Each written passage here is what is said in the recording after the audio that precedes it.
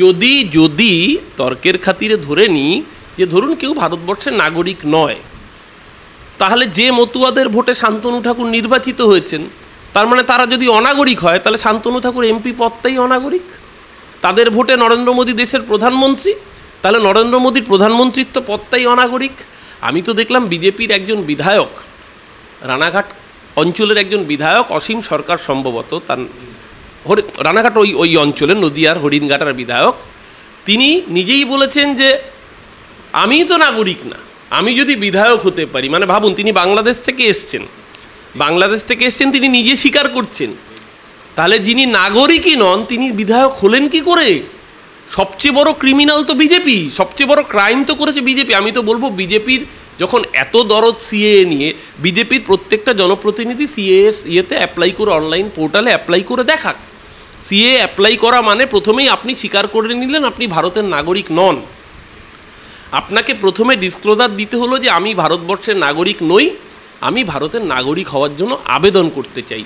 যেই মুহূর্তে আপনি এই ডিক্লারেশন দিলেন সেই মুহূর্ত থেকে আপনি অনাগরিক হয়ে গেলেন।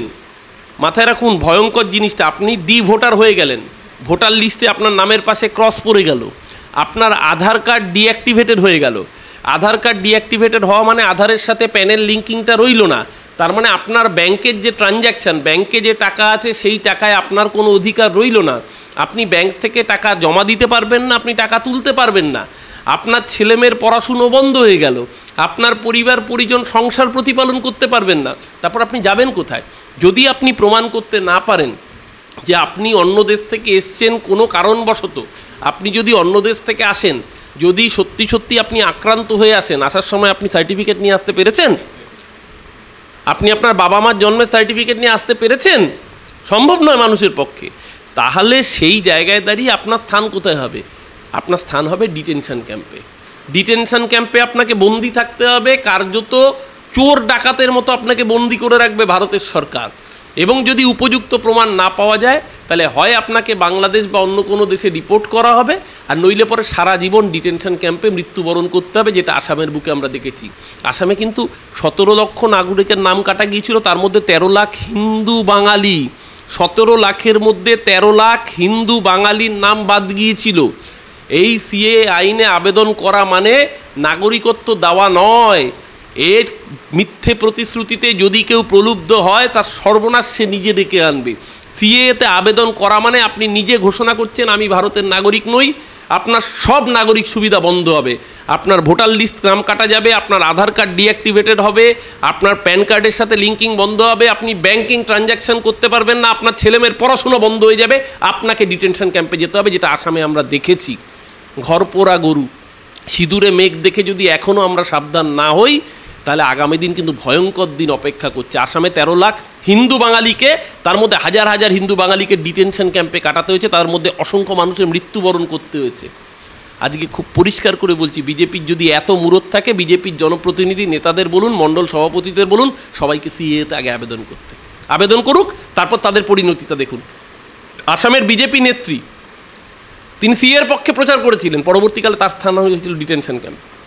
আমি তো বলছি এই রাজ্যের বিজেপি নেতারা আগে আবেদন করুন, নিজেরা ডিটেনশন ক্যাম্পে যান, গিয়ে দেখুন কেমন লাগে, নিজ ভূমে পরবাসী হতে কেমন লাগে, বিজেপির আইন তাকে দেখিয়ে দেবে, বুঝিয়ে দেবে, তখন বিজেপি করা বেরিয়ে যাবে। এই অমিত শাহ হচ্ছে বাংলা এবং বাংলা বিরোধী শক্তি, এই নরেন্দ্র মোদীর সরকার হচ্ছে বাংলা এবং বাংলা বিরোধী। দেশ ভাগের সময় যে দুটো প্রদেশ সবচেয়ে বেশি এফেক্টেড, পাঞ্জাব আর বাংলা, এরা সহ্য করতে পারে না পাঞ্জাবিদের এবং বাঙালিদের, তাই জন্য পাঞ্জাবি দেখলেই খালিস্তানি, বাঙালি দেখলেই ঘুষপেটিয়া বাংলাদেশি, কারণ ওদের নিজেদের স্বাধীনতা সংগ্রামে কোনো অবদান নেই। স্বাধীনতা সংগ্রামে অবদান সবচেয়ে বেশি বাঙালি পাঞ্জাবিদের, ভারতবর্ষের অন্যান্য প্রদেশও নিশ্চিত রয়েছে, সবচেয়ে বেশি অবদান যদি কারুর থেকে থাকে সেটা বাংলা আর পাঞ্জাবের, যারা আত্মবলিদান সবচেয়ে বেশি দিয়েছে। আমি আবারও বলছি, সিএতে আবেদন করা মানে নিজের সর্বনাশ নিজের পায়ে কুরুল রেখে আনা। না, আসামের বিষয়টা যেটা বলার চেষ্টা করছে বারবার ভারতীয় জনতা পার্টি, আসামের বিষয়টা আলাদা, ওটা এনআরসি হয়েছিল, এক্ষেত্রে প্রাথমিক ধাপে রয়েছে সিএএ হচ্ছে। আপনি এ ভাবুন না, আমি তো বলিনি, অমিত শাহ কী বলেছিল, আপ ক্রোনোলজি সমঝিয়ে, পেহলে সিএএ আয়েগা ফির এনআরসি আয়েগা, এটা তো আমাদের কথা নয়, এটা তো অমিত শাহ বলেছিলেন। এখন দেখুন, আমি অমিত শাহর কোন কথাটাকে ধরবো, তিনি সাংবাদিকদের সামনে যে কথা বলেছেন না পার্লামেন্টের অন্দরে বসে যে কথা বলেছেন, আমাকে নিশ্চয়ই অফিসিয়াল অমিত শাহ যেহেতু কেন্দ্রীয় স্বরাষ্ট্রমন্ত্রী, আমাকে পার্লামেন্টের কথাটাকেই মান্যতা দিতে হবে। আপনি নিজে শুনুন।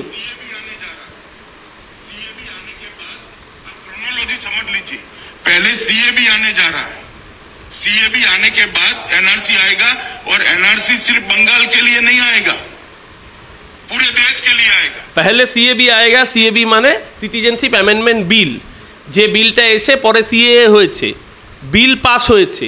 বিল পাস হয়ে যাওয়ার পর 4 বছর 3 মাস লেগেছে রুল ফ্রেম হতে। কেন? নর্মালি একটা বিল পাস হওয়ার পর রুল ফ্রেম হতে 3 মাস থেকে 4 মাস, 5 মাস, 6 মাস সময় লাগে। উনি কারণ দেখিয়েছে করোনা। করোনা যদি কারণ হয়ে থাকে, এই সময়ের মধ্যে, এই 5 বছরের মধ্যে পার্লামেন্টে 240টা বিল পাস হয়েছে, 239টা রুল ফ্রেম করতে পেরেছে করোনার মধ্যে। তাহলে ওই একটা রুল ফ্রেম কেন করতে পারেনি? যদি নিয়ম হয় করোনার জন্য আমি রুল ফ্রেম করতে পারিনি, ওই সমসাময়িক সময়ের মধ্যে 240টা বিল পাস হয়েছে পার্লামেন্টে, 239টার জন্য রুল ফ্রেম করা যেতে পারে। একটা রুল ফ্রেম শুধু ইলেকশনের সামনে আসলে করতে হয়। আসামে তো আগুন লেগে গেছে ইতিমধ্যেই, হেমন্ত বিশ্ব শর্মার বাড়ি ঘেরাও হয়েছে, মুখ্যমন্ত্রীর বাড়ি। আসামে সিএএ করলে ওখানে বাঙালিরা আবার নাগরিকত্ব পেয়ে যাবে ওদের কথা অনুযায়ী, কারণ ওখানে এনআরসি হয়ে গেছে। এবং আসামে বাংলা বিরোধী একটা আন্দোলন চলে। আসামের বিজেপি এক কথা বলে, বাংলার বিজেপি এক কথা বলে। উত্তরবঙ্গের বিজেপি নেতারা বাংলা ভাগ চায়, দক্ষিণবঙ্গের বিজেপি নেতারা অন্য কথা বলে। এই বিজেপি মুখ দিয়ে কথা বলে, কী ভেবে কথা বলে আমার বোঝা মুশকিল। আর এত নোংরা মানসিকতা। একজন মহিলা মুখ্যমন্ত্রী, তিনি চোটপ্রাপ্ত হয়েছেন, আঘাতপ্রাপ্ত হয়েছেন, প্রাথমিক কর্তব্য তার আরোগ্য কামনা করা। দেশের প্রধানমন্ত্রী নরেন্দ্র মোদী তার আরোগ্য কামনা করেছেন। আমি দেখলাম এই রাজ্যে সুকান্ত মজুমদার, তিনি বিজেপি রাজ্য সভাপতি, তিনিও আরোগ্য কামনা করেছেন। কিন্তু এই রাজ্যের লিডার অফ অপোজিশন একটা অসভ্য ইতর টাইপের মানুষ, একটা কুৎসিত মাতৃসমা মহিলা, যাকে সারা জীবন দিদি দেখে এসছে, তার অসুস্থতা নিয়ে কুরুচিকর মন্তব্য বাংলার মহিলারা মেনে নেবে? বাংলার মানুষ মেনে নেবে বলুন তো? যে নোংরা ভাষায় শুভেন্দু অধিকারী মমতা বন্দ্যোপাধ্যায়ের উদ্দেশ্যে কথা বলেছেন, এ আসলে ওর মায়ের অপমান করেছে। এরা জননীর জঠরের লজ্জা। আমি পরিষ্কার দর্থহীন ভাষায় বলছি, এই নোংরা কুৎসিত মানসিকতার বিরোধী দলনেতা বাংলা এদেরকে বর্জন করবে। বাংলা নিজের মেয়ের পাশে ছিল, আগামী দিনেও নিজের মেয়ের পাশে থাকবে। একদমই তাই। আমি একদম ব্রিগেডের মঞ্চটা একবার মনে করিয়ে দিতে চাইব। অর্জুন সিংহ বসে আছে, সেই অর্জুন সিংহ একদম দিব্যেন্দু অধিকারীর সঙ্গে গতকাল দিল্লি পৌঁছে যান এবং যোগ দেন ভারতীয় জনতা পার্টিতে। এবং তার আগে তিনি ক্ষোভ প্রকাশ করেন দলের বিরুদ্ধে। টিকিট দেওয়ার কথায় আমি এখানে এসেছিলাম এবং এখন টিকিট পাওয়া যাচ্ছে না, আমাকে আর তৃণমূলের প্রয়োজন নেই। এই অর্থে অর্জুন সিং ইভেন ইয়ারে বিজেপি, অড ইয়ারে তৃণমূল, আর লিপ ইয়ারে কোথায় থাকেন আমি জানি না।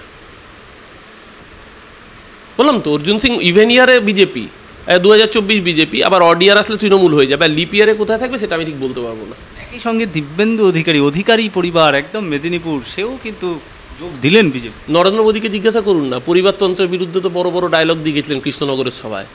মেরা লড়াই পরিবারবাদকে খিলাফ হ্যায়।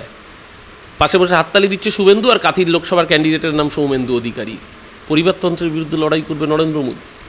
মমতা ব্যানার্জি দেখিয়েছে, বাবুন ব্যানার্জিকে সাথে সাথে ধিক্কার করে বলেছে কোনো সম্পর্ক নেই। ক্ষমতা হবে নরেন্দ্র মোদীর, জয়শাকে বিসিসিআই এর প্রেসিডেন্ট হত্যাকর্তার পদ থেকে সরানো, মুরদ হবে নরেন্দ্র মোদী।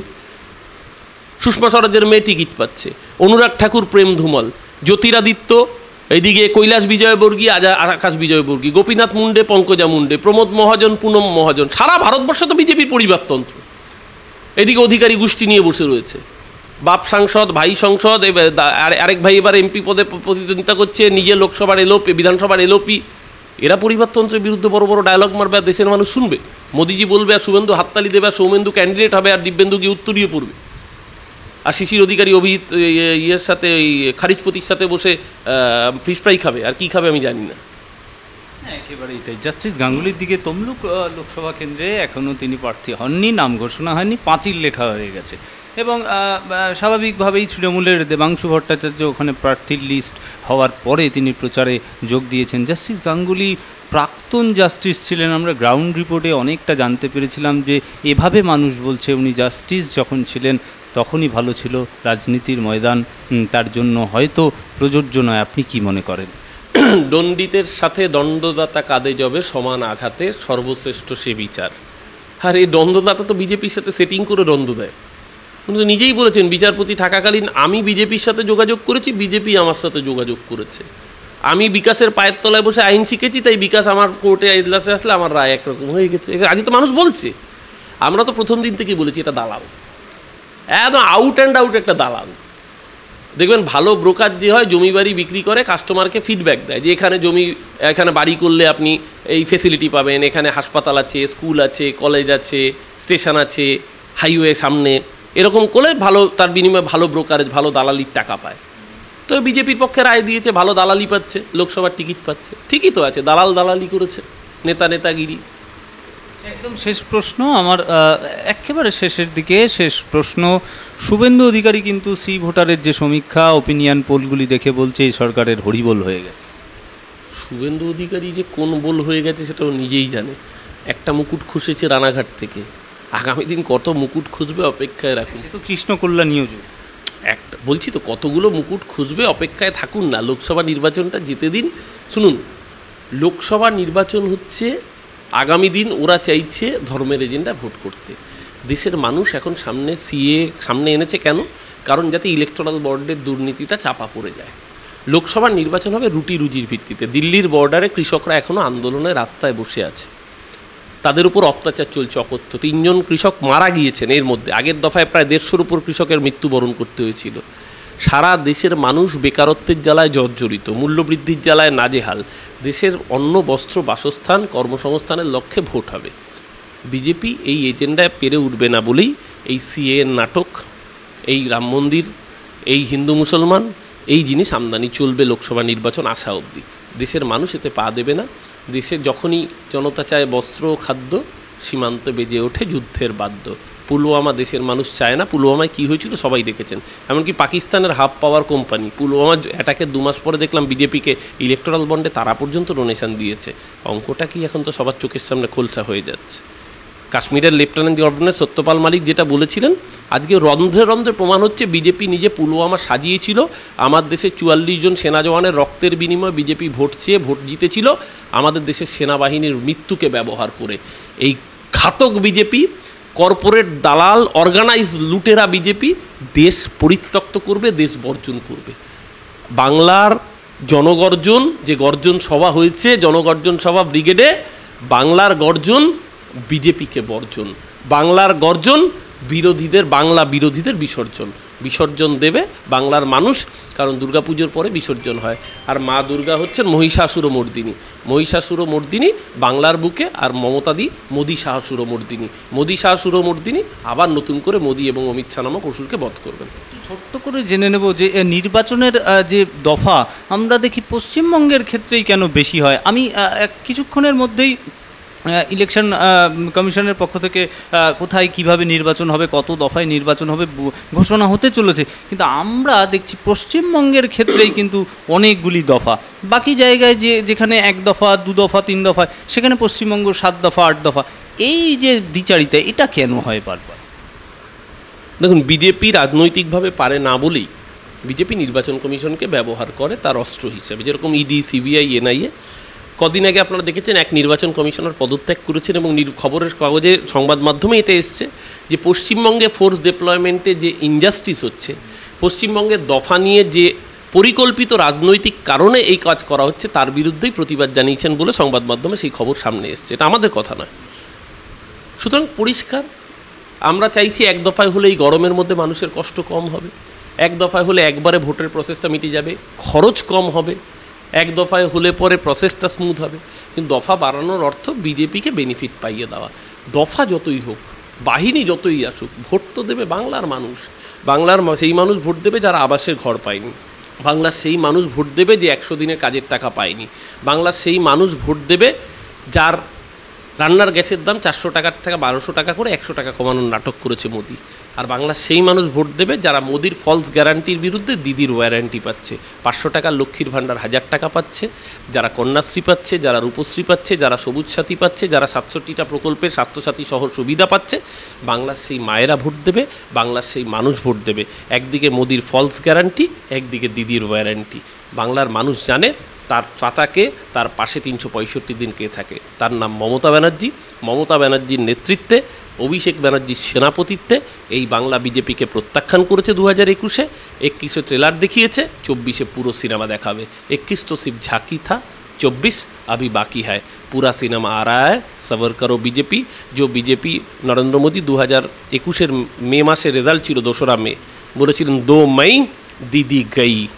নরেন্দ্র মোদীকে বাংলার মানুষ বলে দিয়েছিল 2 मई दीदी तो रह गई, पर मोदी तुम लौट के चली गई और 3 साल बंगाल वापस ना आई। সেই ভোট এসছে, আজকে মোদিজি এসছে। মোদিজির বেলুন আলপিন দিয়ে ফুটো করে বাংলার মানুষ বুঝিয়ে দেবে, বাংলার মানুষ বাংলার ঘরের মেয়ের সাথেই থাকবে।